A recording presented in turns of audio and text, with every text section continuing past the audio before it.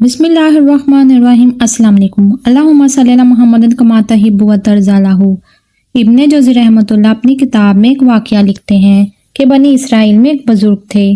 इसकी बीवी इंतहाई हसीन और जमील थी। पूरे इलाके में इस जैसी खूबसूरत औरत कोई भी नहीं थी। इस इलाके में एक नौजवान आया था, वो भी बहुत खूबसूरत था।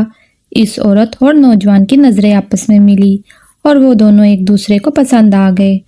बुजुर्ग का मामूल था वो सुबह एक पहाड़ी पर जाते और शाम को वापस आते।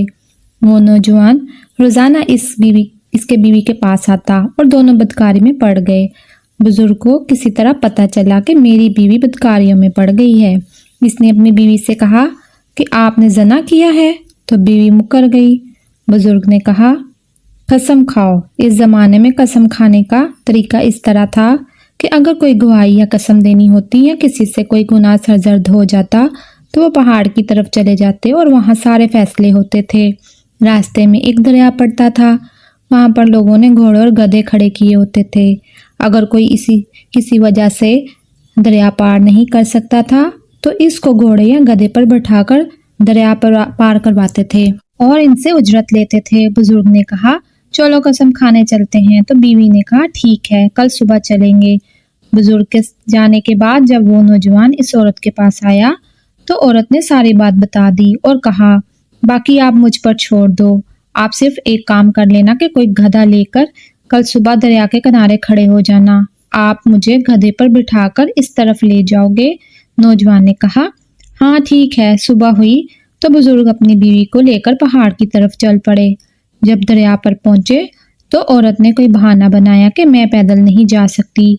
तो बुजुर्ग ने कहा कि किसी गधे वाले को बोलते हैं कि वो हमें दूसरी तरफ ले जाएगा। उन्होंने आवाज दी कि कोई गधे वाला आ जाए और हमें नदी पार करा दे। वो नौजवान वहीं खड़ा था।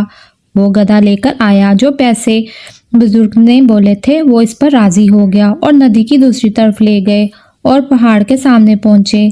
इस पहाड़ में अल्लाह ने ये कमाल रखा था कि अगर कोई इसके सामने झूठ बोलता तो इसे आग लग जाती और अल्लाह इस शख्स को जला देता।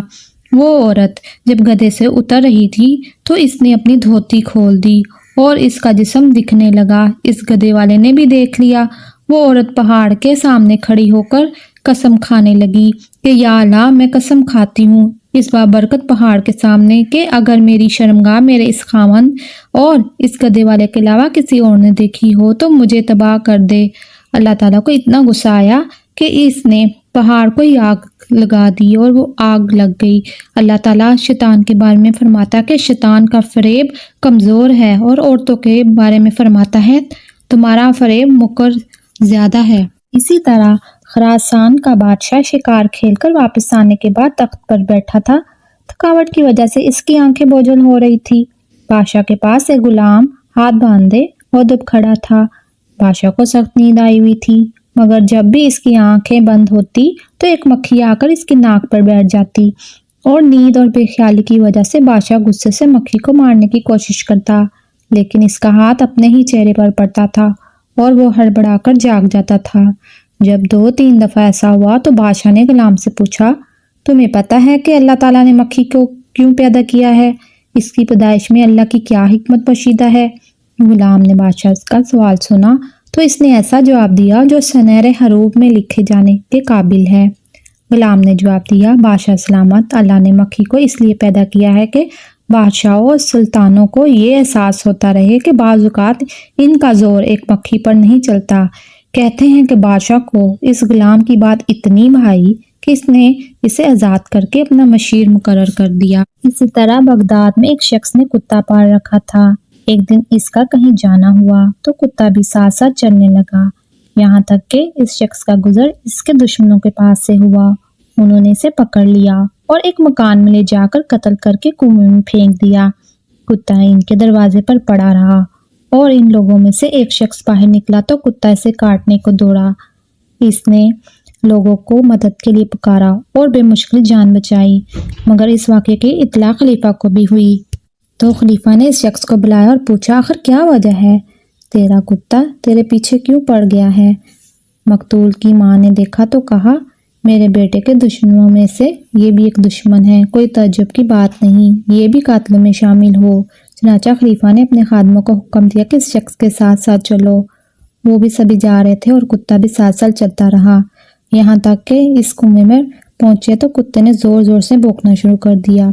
ये माजरा देखते ही इस शख्स ने इकरार कर लिया कि मैंने दूसरे लोगों के साथ मिलकर इसे कत्ल किया है। चुनाचे खलीफा ने कसास में तमाम को कत्ल कर डाला। कुत्ता भी अपने मालिक का इतना वफादार है कि इसका नमक खाता है, फिर इसकी चौखट से लगा रहता है और अपनी वफादारी का हक अदा कर देता है।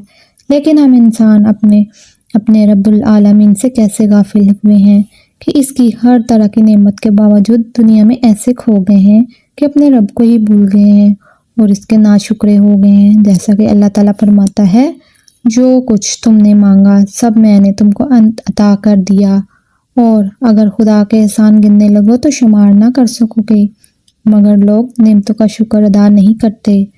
कुछ शक नहीं कि इंसान बड़ा बेइंसाफ और नाशुक्रा है।